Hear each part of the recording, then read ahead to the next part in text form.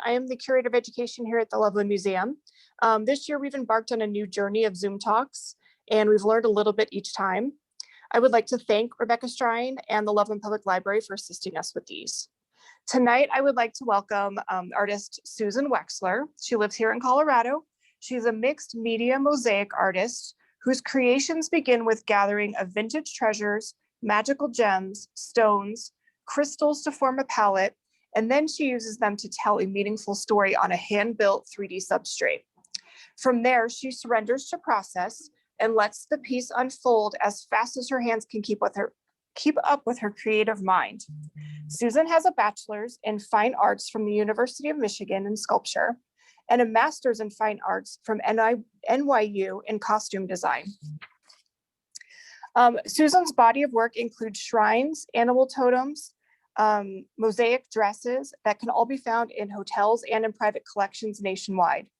In addition, her newest contemporary series explores patterns found in industry and in nature and mixing the two in complementary compositions. Susan teaches her process in classes and workshops and also online. She will offer a workshop here at the Loveland Museum on April 6th. We'll provide details about that at the end of this presentation. Her exhibit will be here at the museum. We'll glance a little bit tonight at it. We'll be here at the museum until May 29th. And please welcome Susan Wexler. Thanks, guys. I am so excited to be here. This is my first Zoom talk, so hopefully I'm okay with this. So thanks for joining me. I really appreciate it. And I'm just going to tell you a few stories and talk about my art and my journey and things like that. So as a child, I was always creative. I always knew I was going to be an artist. I knew that was my calling. It's a blessing to have something that you've always known. I applied to lots of shows and art contests when I was younger, and I won them all. It was just this amazing thing. In fact, in the 60s, I won a color TV, and it was the only color TV in our house. We only had a big black and white one in the family room, and I had my own little color TV in my bedroom. I thought that was like so cool. So I grew up in a farm in Ohio, and there was a farmer named Al, and every day after school, I would run to the shed, and he'd teach me how to use power tools. So he taught me how to cut out wood with these big, huge tools that he had, and it was fabulous. I loved it, and I made all these cutout shapes, and he'd teach me how to cut them and to shape them and do all this fun stuff, and I still do that to this day. Another influential group was I went and I studied for a little bit with these tramp artists in Troy, New York. And what they did, and they showed me how to layer pieces of wood, layering it to get a lot of depth and structure. And that's what I use in all my pieces. Those techniques of going and learning how to cut wood with Al, and then taking this concept from these tramp artists. So I was always an artist. I went, as she said, I went and did sculpture at University of Michigan, and I wandered into the theater department, and that's how I ended up at NYU doing costume design. So, but how I ended up doing mosaics was about 25 years ago. Me and my grandmother passed away, and me and my cousin actually spoke to her today. We're sitting in her dining room, and she had all this beautiful china, and I could remember all those fabulous stories that she would tell around the dining room table with all her family, and she'd always said it with a really good china. And we were going through them, and my cousin was like, I don't want this. And there was broken pieces, and it just had so much memory to me. And I took it home, and I started my first mosaics. And I cut up this china plates. I was self-taught. I had no idea what I was doing. And I made something, and I made a couple things, and I took it to a local gallery. I'd been doing art before then. I just hadn't done mosaics. And she gave me a show, and I sold $20,000 that first show 25 years ago of mosaics. And I thought, wow, this is awesome. I can do this. This is great. I can be a mosaic artist. So, this work, I want to talk about this work. So some of you probably know me from my mosaic dresses. I do these mosaic animal totems. I've done a lot of shrines. But about 3 years ago, my mother passed away. And my mother was my absolute everything. And sorry, it gets me a little teary eyes. And before she passed away, I had an angel reading. And this woman said to me that she didn't even know I was an artist. she said that your mom is going to be your angel and she's going to help you and you're going to make art. And she kept saying they were going to be angel art, which was kind of odd because I'd already done a whole series of these winged dresses, these angel dresses. So I knew that was not what I was going to do. But she said the people would be moved to tears when they stood in front and saw all this art. And all that absolutely came true. So actually, we're all ready because I really wanted to talk more about the art. So actually, Jenny, if you would just go to the first piece, because I think that would be more interesting, kind of talk more about the art. And I'll tell you about this new series and how it came to be. Are you there? Jenny? Hello? Oh, there it is. Yep, sorry. I'm here. Okay. I didn't hear you. I thought maybe no one's hearing me. Am I talking to myself? So I had this angel reading and I knew I wasn't going to make angel dresses because I had already done that. But I really had no idea what she was talking about and what I was going to do. And when my mom passed, my mom loved beautiful things. And I would go through her, I got a bunch of her purses. I went through some of her drawers and she just collected random stuff, little crystals, bracelets, little jewels. I mean, I just collected all of her little things and I put them in a big box and I took them back to my studio.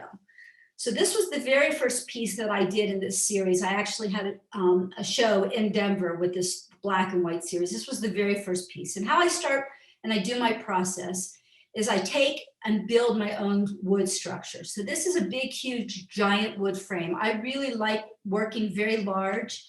And this piece is, I wrote it all down, 38 by 38 inch square. And then I cut, using the tramp art technique that they taught me, I cut a bunch of circles out of wood and I started layering them up. So there's a lot of layer to this. So I don't even remember how many circles I have, maybe 3 or 4.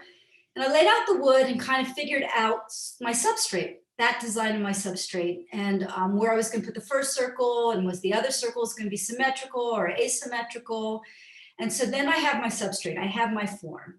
And for this piece, there's a bracelet of my mom's. It's in the middle and there's a little diamond section of it from that bracelet. And I took it apart. It was all black and I thought I'm going to do a black palette. That's how I got my palette. So when I go into my studio and I pull out everything that I have that is black, and there's rocks and there's stone and there's slate and there's beads and there's vintage beads. So wait, Jenny, we'll get to the whites and stuff. So I started in the center. I always like to do a big, great focal. I have that great geode in the middle that's a huge focal that I also found. My mom had a lot of crystals. My sister does Bazi and she gave my mom a lot of crystals and different things in her life. And so I had a bunch of those. And I just started working from the center out. And I don't really plan things. I really just start with the substrate, which is the shape. And then I start with a palette, which happened to be black. And I started building this, this palette, this design, this story that I was going to tell. So it started with black and then it kind of expands. I did add some of the whites because I came back from my studio one day and in the doorway, someone left me those long white tiles. And I love the idea of it started in the middle and kind of projecting out. So I started adding the white and adding a little bit of a light gray. There's some crystals in there, there's energies. And what's so great about this piece, and it was so true, the woman who read, read my angels, the people I would tell them the story about my mom passing, and I would bring them to tears as they looked at this piece. And part of it is especially people that knew my mom. She touched so many lives. I mean, I would get people calling me the first year after she passed, telling me how she really changed their lives. And this piece really kind of felt like that she was really that crystal, that strong center who projected her love outward and radiated outward, and she touched so many lives. And so this was the first piece of the series I did, all in black and white, and it's called Dreamer. So now this piece is an interesting piece. It's all black and white, and these things are so much better in real life. I wish you all could go to the museum and see it. I know you guys are from all over the country, but I went to the Christian Dior show. And this one's called Dior because I was so inspired by all the wonderful textures. These are all vintage black, those black beads in the middle and the sides are all vintage plastic. And those are all mother of pearl. There's some beautiful stuff in there. On the edges are some ball chain and then some little black, clear black beads that I put in a black putty. And so they kind of look black. Those are all mother pearls. And it's pretty symmetrical. I don't really measure everything out. I kind of go with the process. So they're never ever exact, but they're never exact because I want you to see the handmade quality. So I don't like everything exact. I want you to feel that it was handmade and see my handwork in each of the pieces. So this one's really pretty symmetrical. Again, it has that really strong center and then it has the beautiful mother pearls. It's very, the square and the circle, all those different shapes. So the last one in this series that is in the Loveland Museum is called Circle of Life. It's 31 inches. And at the center is this crystal that looked like a heart. And my mom is she's such my heart. She's such my love. And from there, I decided to kind of expand outward. This piece was supposed to be all white. I used the black putty because I like that contrast, that heavy contrast. And then this was her plate. So, and every piece is a little bit of my mom. That's her china plate, the silver or plates that she had. Right there are the silver plates that she had. It's kind of like the china plates I started with my grandmother's china. And then it kind of starts at the center, very strong focal piece that kind of projects out. There's a lot of crystal in there. I like to use a lot of stones because I love all that energy that the crystals bring. So this I did about 3 years ago. Jenny's got to go downstairs and she's going to show you the other work that's in another gallery. So I'll just talk a little bit. I don't know if anybody has any questions at this point, but the black and white pieces, I wanted to tell a couple stories how I ended up in this with these colors. So I had a collector and he came to my studio and he loved my work. And he said to me, I love color. And I thought my stuff was pretty colorful. Like even the black pieces, there's so much texture and there's so much different materials that to me, there seems like a huge range of color, but I guess it's just pretty much black and white. And these are pretty much black and white. So I was like, oh, I guess I really don't use color. So I thought, that's interesting. So I thought my next piece, I want to definitely add color. I want to do a lot of color. I was actually hoping to come back and buy one of the colorful pieces. And I thought I'm going to do a whole series with color, but he definitely inspired me. The other thing that happened to me is I had this Japanese older man, abstract painter, because my studio is in a huge warehouse and we had a gallery and he was having a show in the gallery. He had this huge entourage and he decided to wander into my studio and critique my work, which I was kind of really flattered and I thought that was really, really awesome. And the one remark that he said was everything was pretty designed, pretty symmetrical. And he loved my use of china and all the different materials I used. And he suggested that if I used all those different materials in a more freeing, abstract way, that he really thought that I could get something way more interesting. And here's Jenny. So this is what I made after those two suggestions, okay? So art's a journey, and you never know where your journey is going to take you. And I was obsessed for a long time with those black and white pieces. I think I made about 6 of them, and I guess I have 3 left, the 3 that are on the wall. This is a new journey that I really just started this year. Actually, I think I really just started this during COVID. And this has the influence of using a lot of color, trying to use a lot of color. There are no exceptions. And then trying to do something a little more abstract. So again, I'm using the wood and I layered the wood. There's a couple of wood, there's the wood circle, and circles are kind of an interesting substrates. You don't really see a lot of circle substrates. You see a lot more wood squares or rectangular shaped art. And I find this circle very satisfying to me. So again, I did start with the center. It's got these beautiful clustered of different rocks and crystals, some of them that were my mom's. And then from there, I decided to kind of project out, but not in such a symmetrical way like I was doing before, a little bit more asymmetrical and adding colors and being a little bit more abstract with it. There's a lot of collection of different things of my mom's, like beads. I took apart her necklaces. I see some of her necklaces in there. I see some odd things that I found in her drawers. So there's definitely all that still in there. I did add a lot of smalty because I wanted some really bright colors. There's the amethyst, there's a lot of crystals. There's a lot of kind of random rocks and shells and things that I've collected over time. And this was it. And none of the color areas are solid. It's not like I filled it all in with blue. There's a lot of different things going on in this piece. I mean, this one happens to be one of my favorites. It's amazing. You start on a piece and it's actually really scary because you have no idea where it's going to go. And also because it was more abstract and it wasn't symmetrical, that made it kind of scary too, because I hadn't done something like this before. And yet it was the most freeing thing that I ever made. I really kind of just turned my left brain off. I went into my total creative right brain.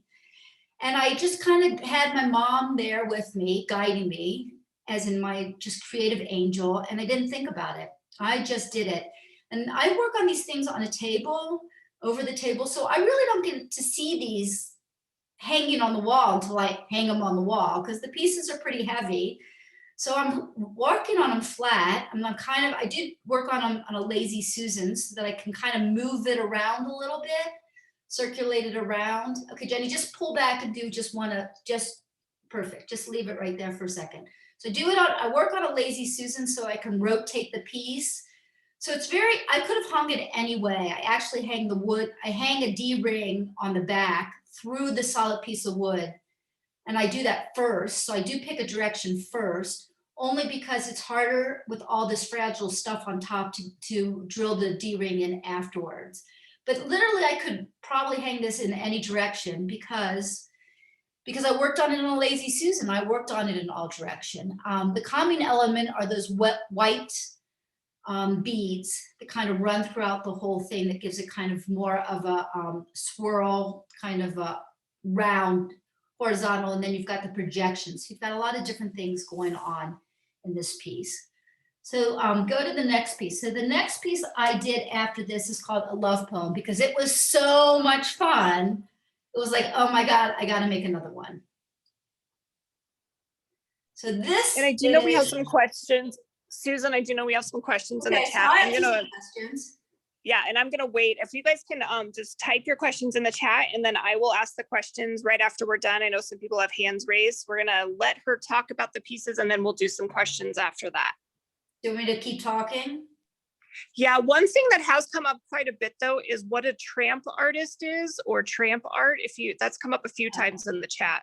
So the tramp artists it's a group that they were hobos. They were kind of hanging out on train tracks and stuff, and they would collect old art, meaning like in 30s. You can look it up, and now there's some people that are still doing this kind of tradition, and they would actually take crates, like orange crates and things like that, and use recycled wood, which I love because I try to recycle all my wood, and they would cut it in shapes, and then they would notch the edges, and then they would layer them up, stack them and layer them all up, and then stain them. And you should Google tramp art because it's absolutely beautiful. But usually if someone does a piece of wood, it's a flat piece of wood. But that inspired me to layer my wood. This has 3 circle layers on here. So you can see, of course, there's a lot of depth with all the materials I use, but then there's depth with the substrate because it's already layered out. And for those, I'm sure there's some of my students watching, I have been making these mosaic kits during COVID, inspired by this work because people really want to do it. And I've been making these layered circles, substrates for people. I've been drawing them out, inspired by this work, and sending them a whole bunch of great like crystals and smalty and all the same stuff that I use. And my students have been able to experience this new technique that I've created. And they love it just as much as I do. It's just so much fun. So this is a love poem. This is a lot, my mom, that little leopard skin, little round ball is actually from one of my mom's necklaces. My mom was crazy. She loved fashion and she loved wild fashion. She had crazy stuff. And a lot of the necklaces or costume jewelry was something I would never wear, but I had to put them in my pieces. But pull back Jenny, and just shows. So this one started with that crystal cluster. And I need a little drink of water. So part of it is a crystal cluster that I had. Part of it is a bunch of individual crystals, so I made it more. But again, I like a really powerful, strong centerpiece with these round pieces.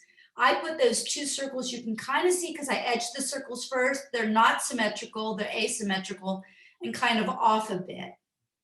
I lost you, Jenny. I don't know if everybody else did. And then from here, there, it does project out. I have that white line that goes through, kind of a strong line. And then I decided not to add any white. This was all about color. So where the first piece has that white, sort of a quiet moment in the piece that calms it down, this is really all about color, other than the crystals in the center and that one huge white kind of line down the center.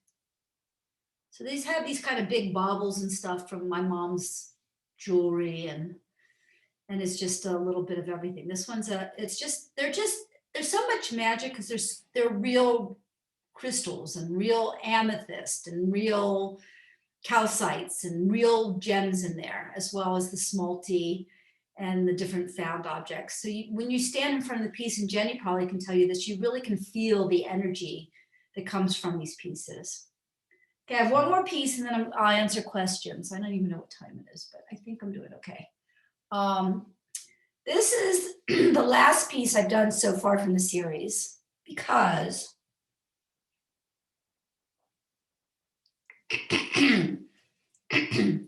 so as an artist, you really want to challenge yourself. And I thought, when I'm doing all these circles and I'm having so much fun and they're great, so I built a square substrate. I thought, I'm going to try to do this new language that I created and do it in a square. So again, I started with a focal piece, that wonderful, huge crystal in the front. And then this is kind of more stripy. That's why I called it waterfalls. I guess everyone sees something different, but it really felt like that everything kind of fell. See that big green bead? That was my mom's from one of her necklaces still. Some of the stuff is so bizarre and crazy and just lovely and beautiful. And it just makes me feel like I take a little bit of my mom and all the pieces. And this piece I decided, first of all, I framed out, it's a double frame on the outside. So using the tramp art technique, I have 2 levels of frame on the outside. And I did a row of different colors. So it is definitely framed. There's a strong frame aspect to this piece. And then I just wanted kind of quiet spaces.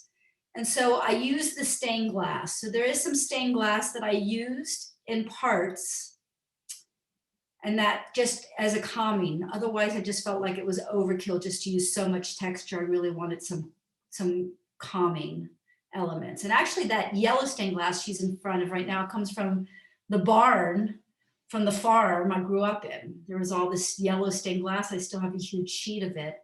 So a lot of these, they're just all memory pieces for me. All the materials all have some kind of connection to me that I've collected over the years. So, so this is just a square piece called Waterfalls. So I just have a few more things to say. So on my work table, everybody wants to know what I'm doing next. I have done a few American Indians, a couple of them. I have one in a home in Vail. I have one in a home in Aspen. They were all out of stained glass. The technique I called was painting with glass.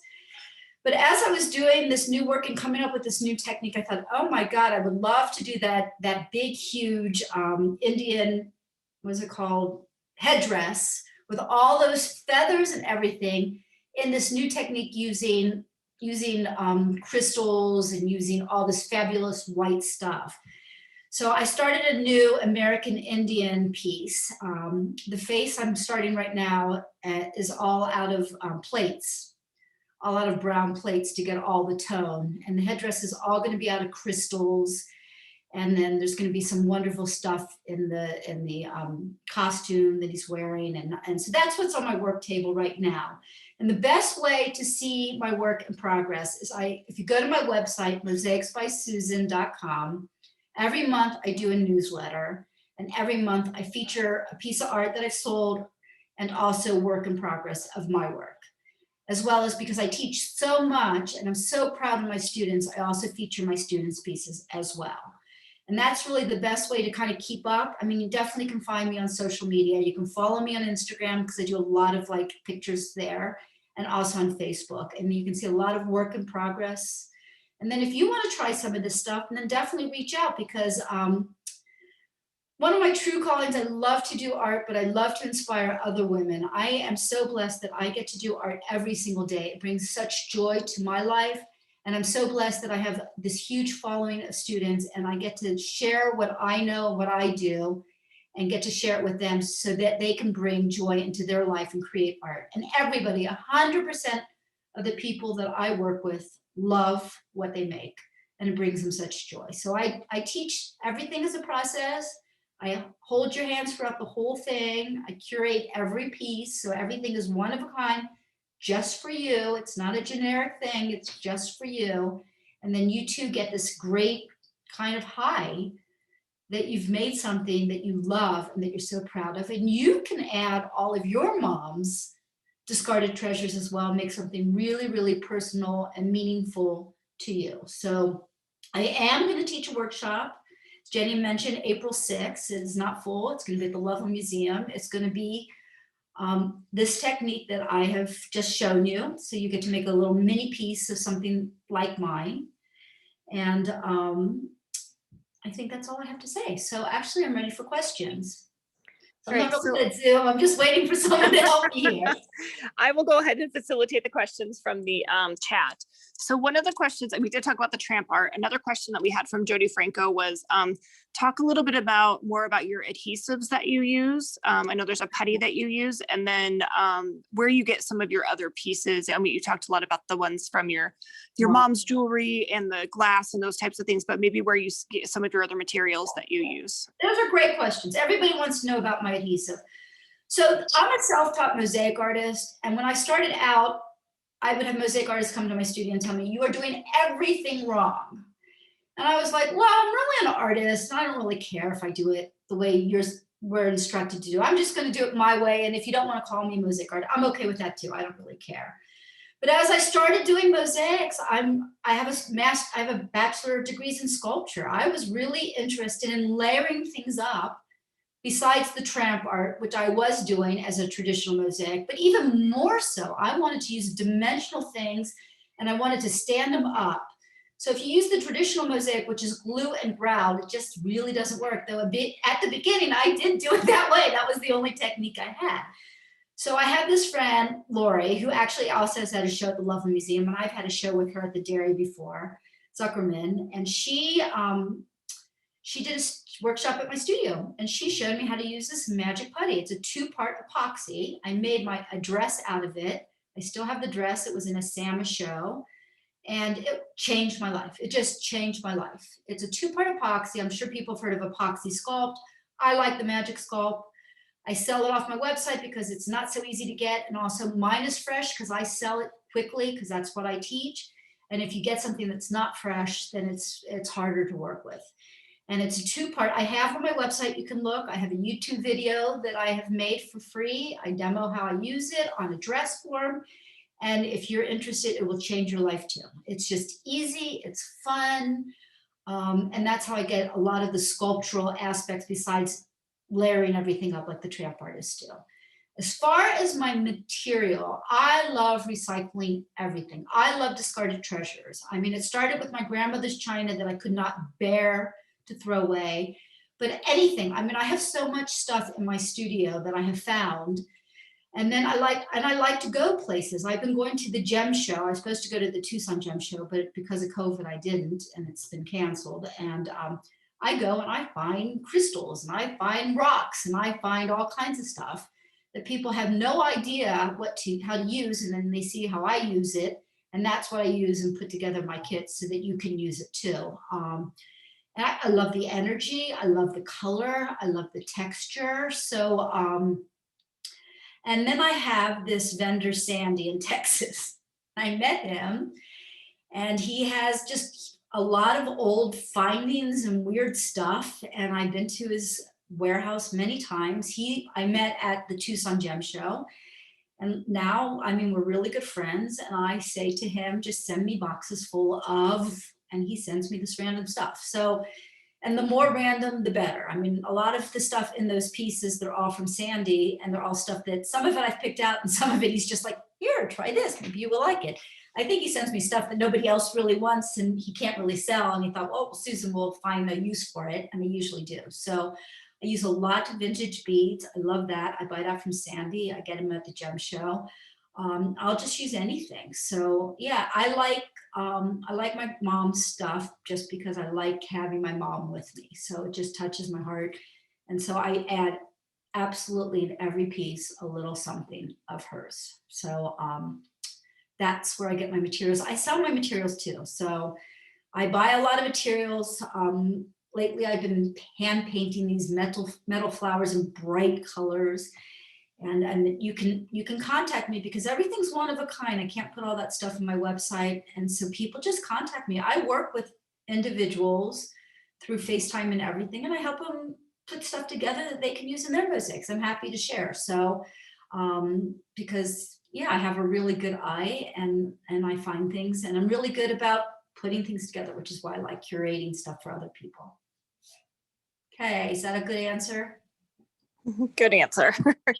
So I'm going to talk for a minute about the workshop. If anyone else has questions, please put them in the chat for me, or we can open it up in just a second. But again, we mentioned the workshop that Susan's going to be holding here at the museums.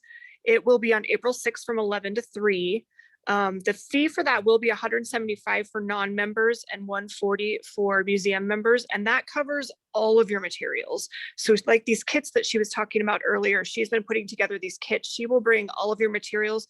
She does ask that you could bring other things to make yours personalized, but everything will be provided for you. Discarded treasures, exactly. Bring your own. Yep, exactly. So I will put the whole kit together and make a little circle. I use a wood base just because I grew up on a farm and I cut out of wood, and I worked with these tramp artists, and they used what everyone always asked me, why don't I use these other materials?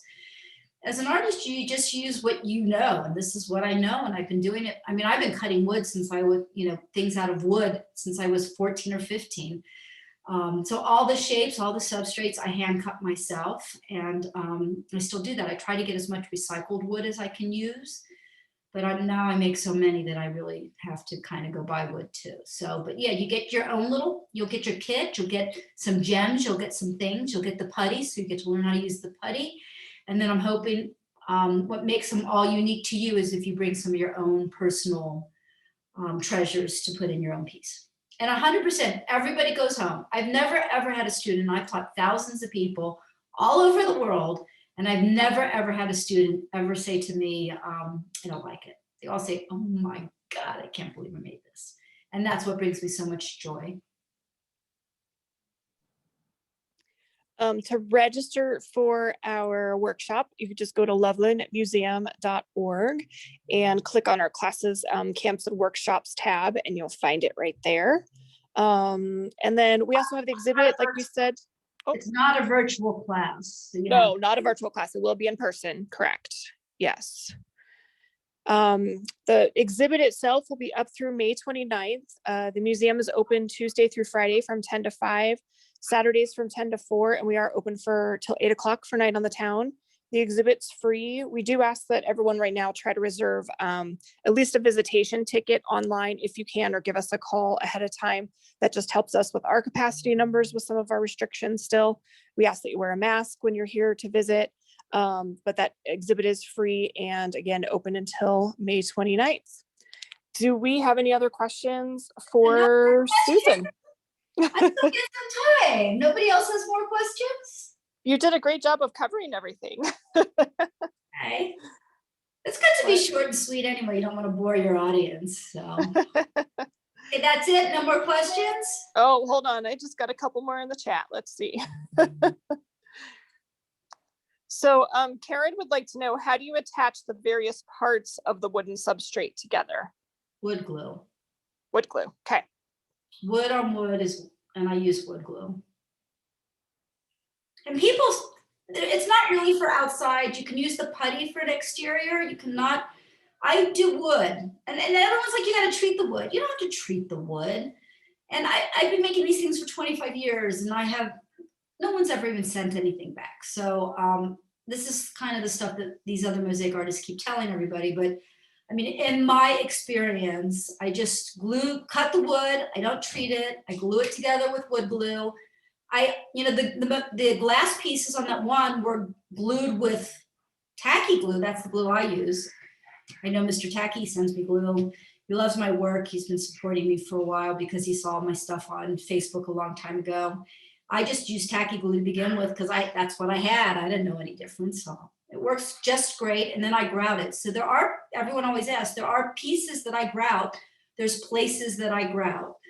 And there's not a generic answer for what I glue and what I grout. It just really depends on the effect I want and the material I'm working with. Okay, any other questions? You still there? No, just some comments that these are fabulous. Thank you. I appreciate everybody, I really do. I appreciate everyone listening to my stories, and I appreciate everyone's really great comments. And I truly wish you all can come and see it. I know that there's people not in Colorado because I recognize people's names that are not going to be able to see the show. But I mean, my oldest, dearest friend, she turned 60 and I sent her a piece. And she was in Florida, so I guess her daughter sent her a picture of it. And I got a thank you note. And now a month later, I got a real thank you note saying, oh my God, this is beautiful, because she had only seen a picture of it when she wrote me the first thank you note. She said it just is so much more in person than it could possibly have been in the picture. And so I do realize that it's hard. I do try to take videos and stuff, but the pieces there's just so much going on. And Jenny can tell you because she's right there. Yeah, I really encourage everyone to come in because you really don't, I mean, hopefully I was able to get close to some of them on the video, but it really is, you have something you have to see in person to really, like you said, feel the energy from and just see all of the elements that are in there.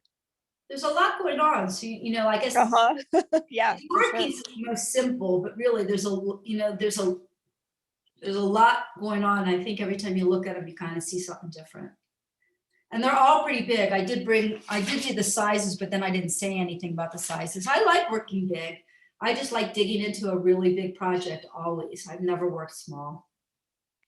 And we have one person, Allison, that says, love your art. Thanks for this presentation. Can you ship your magic putty via flat rate?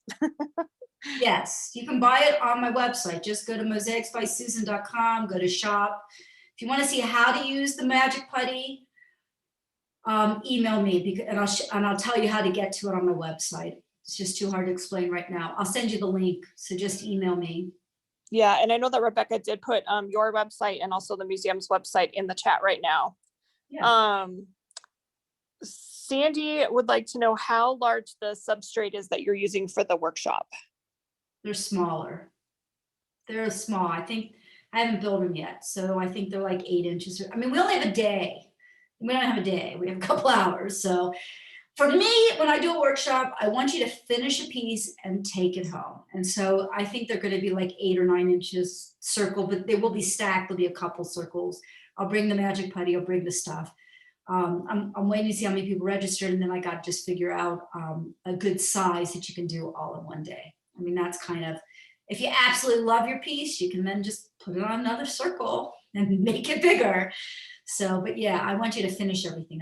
When you go home after a workshop and you've only done like this much, I think it's just disappointing. And it looks like Linda in the chat has taken your classes or gotten your materials before. She said, definitely a great kit. It's a wonderful experience and you're super helpful with the experience too. So. Thanks, Linda. I am helpful. I'm really helpful. I want everyone to have a great experience. I want everyone to enjoy art like I do. I really do. I want everyone to be proud of themselves and say, wow, I made that. And I want everyone to hang it on their wall, and they do. I have this one student, she came in. She said, I'm making this for my mother-in-law. I'm like, whoa, you must love your mother-in-law. She goes, no, I hate my mother-in-law. This isn't going to be nice. I'm just going to give it to her because she'll think I did something nice for her. And she's working on it. She goes, wow, kind of like this. And she walked out of the class. She said, yeah, My mother-in-law's not getting this. I'm keeping it for myself. And she just made me laugh because her expectations were so low, is the point of the story. She really didn't think she was going to make anything that she liked. And then in the end, she loved it. And she took it home. So the workshops are fun. So hopefully all the people on this Zoom that are in Colorado, you should definitely take the workshops. It would be so awesome to work with you. All right, that looks like all I have in the chat. I think I saw Joyce Shank, if you're still on there. Joyce is my mom. Oh, Yeah, that's a question. I don't know who else knew my mom, but Joyce was a good friend of my mom's. She didn't write it. Again, I would like to thank you, Susan, for joining us and doing a talk about your exhibit here at the museum. Thank you, Rebecca, for your help with everything tonight, with having this Zoom talk and hosting it for us from the Loveland Public Library. And Joyce says she loved your mom. Joyce loved your mom. Of course she did. She was awesome. You should say something. You should ask a question. Well, I guess you knew my mom, so you know all that stuff. Anyway, thank you everybody for joining me. I really appreciate it. Thank you for organizing this, and I hope to see everyone in the workshop in Loveland, all the people that can come, and go see the show for sure. I mean, if you can go see the show, the Loveland Museum is one of these gems. Like, this is my second show there, and it's so beautiful, it really is, and the people who work there are so awesome. And the last show, they took Salvador Dali off the wall and they hung my art on the wall. I mean, they get amazing artists, they really do. The curator does a great job, and I was just honored that she thought of me again to have another show. So thank you, everybody.